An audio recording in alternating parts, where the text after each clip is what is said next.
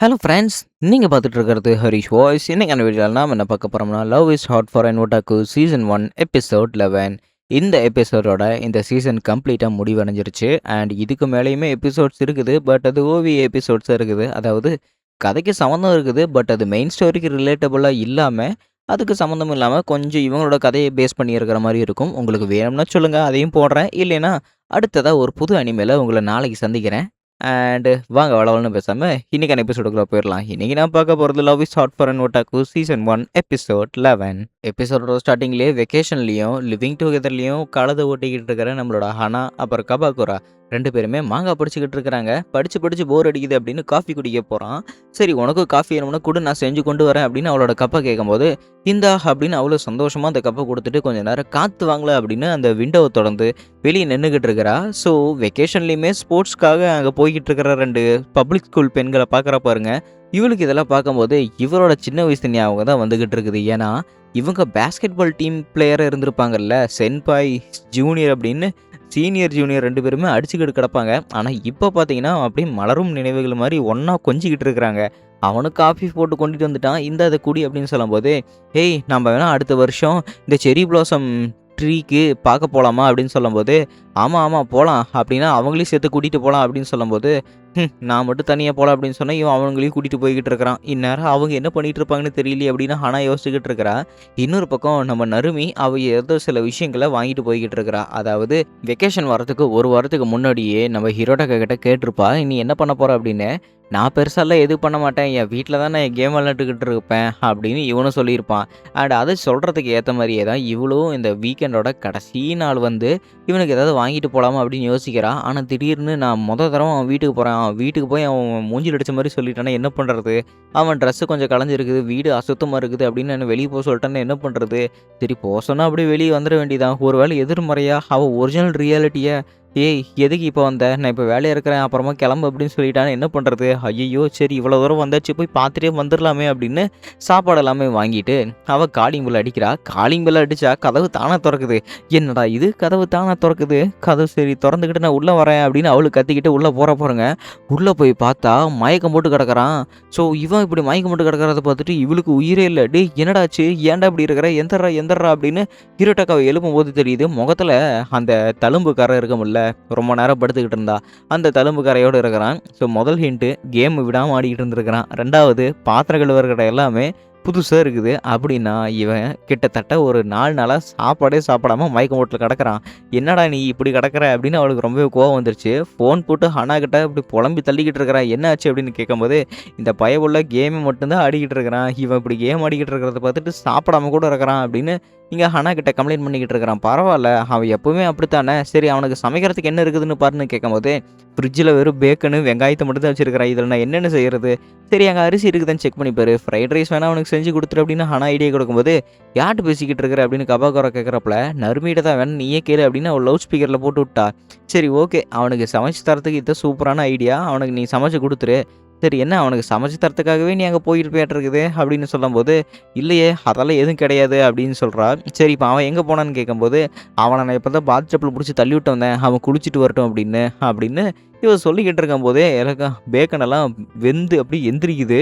So இவ ஐயையோ! என்னது எல்லாம் இப்படி கொந்தளிக்குதே அப்படின்னு அவளும் அலறிக்கிட்டு இருக்கிறா. "என்னால் இப்போ ஃபோனை கட் பண்ண முடியாது, என்ன கையோட இருக்கிறேன், நீங்களே கட் பண்ணிருங்க" அப்படின்னு சொல்லும்போது, "பரவாயில்ல நீ சமைக்கிறது க்யூட்டாக இருக்குதே, நான் அதையே கேட்டுக்கிட்டு இருக்கிறேன் நீ கஷ்டப்படுறதில்ல" அப்படின்னு ஹனா பேசிக்கிட்டு இருக்கிறா.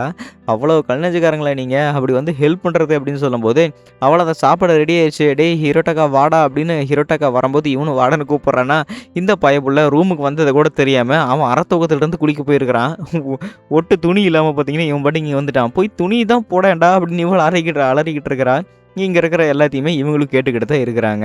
ஸோ இப்படி தான் லவ் ஒரு ஒட்டாக்குக்கு ரொம்பவே கஷ்டமாக இருக்க மாட்டிருக்குது. அண்ட் அப்படியே நம்ம கோவ காட்டுறாங்க. ஸோ வீக்கெண்ட் ஆனால் இவ எப்பவுமே கேம் ஆட வருவா. ஸோ ஒரு வாரமாக கேம் ஆடவே வரல. அதை நினச்சி ரொம்பவே கவலையாக இருக்கிறா. அங்கே வழியில் யாராவது பேசினாலுமே அதை கண்டுக்காமல் இவ பாட்டுக்கு பயந்து ஓடி வந்துடுறா. அண்ட் இப்போது சில விஷயங்கள், அதாவது நம்ம ஹனா ஒரு மாங்காவை படித்து முடிச்சிட்டா. "உண்மையிலேயே கதை அற்புதமாக தான் இருக்குது" அப்படின்னு சொல்லும்போது, "எதுக்கு தான் இந்த கரும பிடிச்ச மாங்காவெல்லாம் படிக்கிறியோ? இதெல்லாம் வேற படிப்பாங்களா?" அப்படின்னு அந்த மாங்காய் எடுத்து பார்த்தா தெரியுது ஆம்பளை அவளை லவ் பண்ணுற மாங்கா. "இந்த கருமத்தெல்லாம் வேற பார்த்துக்கிட்டு இருக்கிறியா நீ?" அப்படின்னு கபாகரா சொல்லும்போது, நான் என்ன பண்ணுறது? ஏன்னா நான் ஒரு விதமான கதை எடுத்தா, அது ஒரு விதமான கதை வருது. சரி படிச்சிடலாமே அப்படின்னு ஒட்டுமொத்த கதையுமே படிச்சுட்டேன். நேத்து வாங்குன புக்கு அதுக்குள்ள இப்படி நீ படிச்சுட்டியே அப்படின்னு கபாக்குர சொல்றாப்புல. ஆக்சுவலி எனக்கு இந்த மாதிரி புக்கெல்லாம் சஜெஸ்ட் பண்ணுறது நருமி மட்டும்தான். நருமியால ஒரு விஷயத்த சொன்னா கண்டிப்பா அங்க ஹிரோடாக்கா செஞ்சுருவான் தெரியுமா? அவன் அந்த புக்கெல்லாம் எப்படி படிப்பான் தெரியுமா? உன் கேவலமான புக்குக்கு என்னோட புக்கெல்லாம் எவ்வளவோ தேவல அப்படின்னு சொல்லும்போது, "ஓ! அப்படியா? சரி ஓகே." அப்படின்னா சரி நான் குடுக்குற புக்க அத படிச்சு பார்க்குறியான்னு சொல்லும்போது, "அதெல்லாம் நான் படிக்க மாட்டேன். கொஞ்ச நேரம் வேலைய பார்த்துட்டு இருக்கிறியா? எதுக்கு இப்ப நான் தொல்லன்னு நச்சு பண்ணிக்கிட்டு இருக்கிறேன்னு" சொல்லும்போது, "யாரு நான் நச்சு பண்றேனா? நீயா நானா? நான் சொல்றத ஒண்ணு கூட செய்ய மாட்டேங்கிற. அப்புறம் எதுக்காக நான் தொந்தரவு பண்ணணும்?" அப்படின்னு ஒருத்தருக்கு ஒருத்தர் எலியும் பூனையும் மாரி அடிச்சுக்கிட்டு இருக்கிறாங்க. சரி, இதுவே ஹிரோடாக்காவா இருந்தா என்ன பண்ணியிருப்பான்னு தெரியுமா? நருமி சொன்னத எல்லாமே அவன் செஞ்சுகிட்டு இருக்கிறான்னு சொல்லும்போது, சும்மா ஹிரோட்டாக்கான்னு சொல்லிட்டு இருக்காத. ஆம்பளையும் காதலிக்கிறதெல்லாம் எவனாவது படிப்பானா? இந்த மாரி விஷயத்தெல்லாம் நீ தான் படிச்சுக்கிட்டு இருக்கிற. ஆனா இந்த மாரி கருமம்லாம் ஏன் உனக்கு புடிக்குதுன்னு எனக்கு சுத்தமா புரியவே இல்ல அப்படின்னு கபாகுரா சொல்றாப்புல.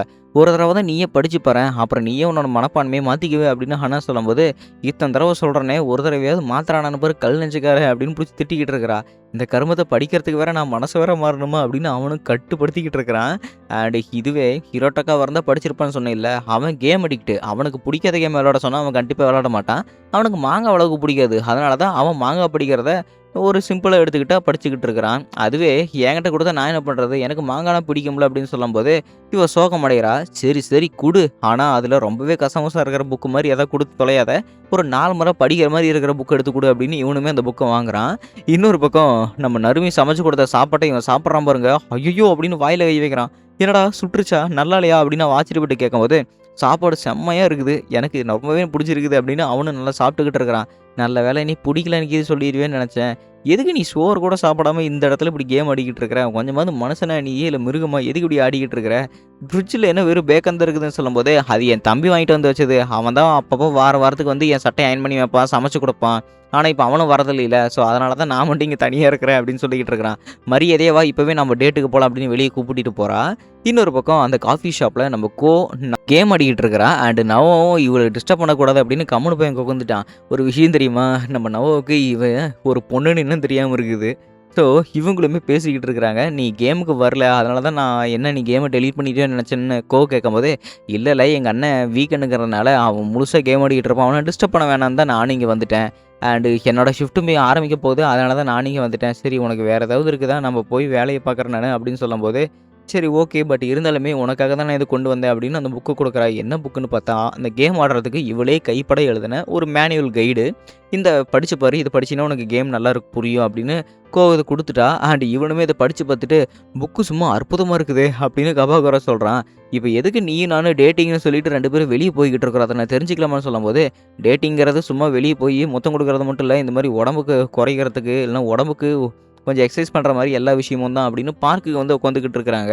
அப்பா! பார்க்லாம் பார்த்தாலே சின்ன வயசு ஞாபகம் வருதுல்ல. ஆமா யாருக்கு தான் வராம இருக்கும். ஆனா நான் பார்க்ல சின்ன வயசுலேருந்து விளையாடினதே கிடையாது அப்படின்னு ஹிரோடாக்கா சொல்றான். ஆமா அது தெரிஞ்ச விஷயம் தானே அப்படின்னு நருமி சொல்லிக்கிட்டு இருக்கிறா. ஏன்னா எங்க அப்பா அம்மா என்ன எப்பவுமே வற்புறுத்த மாட்டாங்க. ஏன்னா அவங்களுக்கு தான் நவோ இருக்கான்ல. அவங்க எப்பவுமே அவங்க கூட சேர்ந்து விளையாடிட்டு இருப்பாங்க. என்ன கண்டுக்க மாட்டாங்க.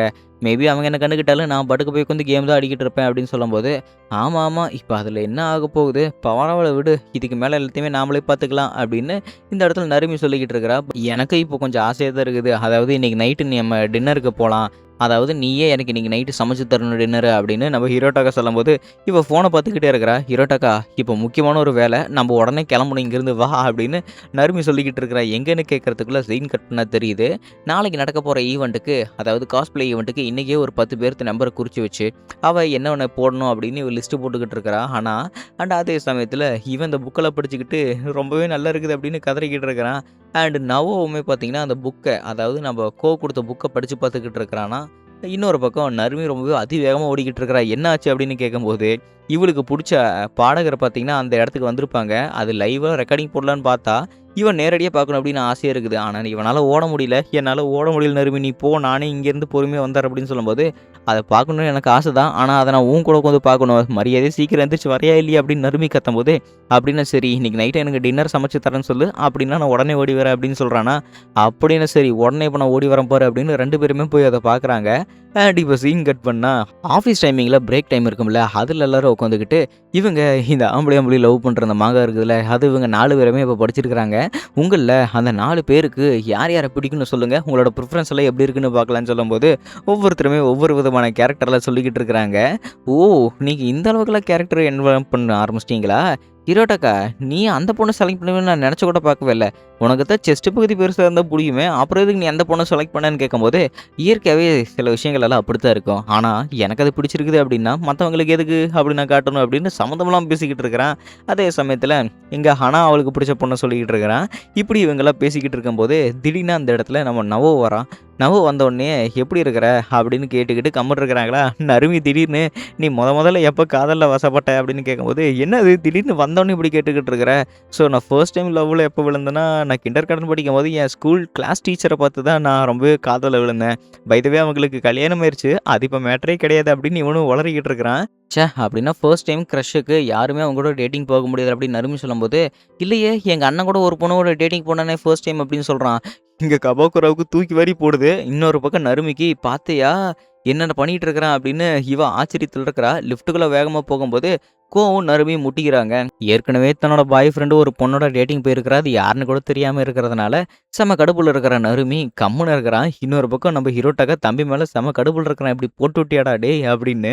அண்ட் இவங்க இதே மாரி தான் ஒவ்வொரு நாளும் இவங்களோட காதலிய காதலிச்சுக்கிட்டு இவங்களோட நாட்கள ஓட்டிக்கிட்டு இருக்கிறாங்க.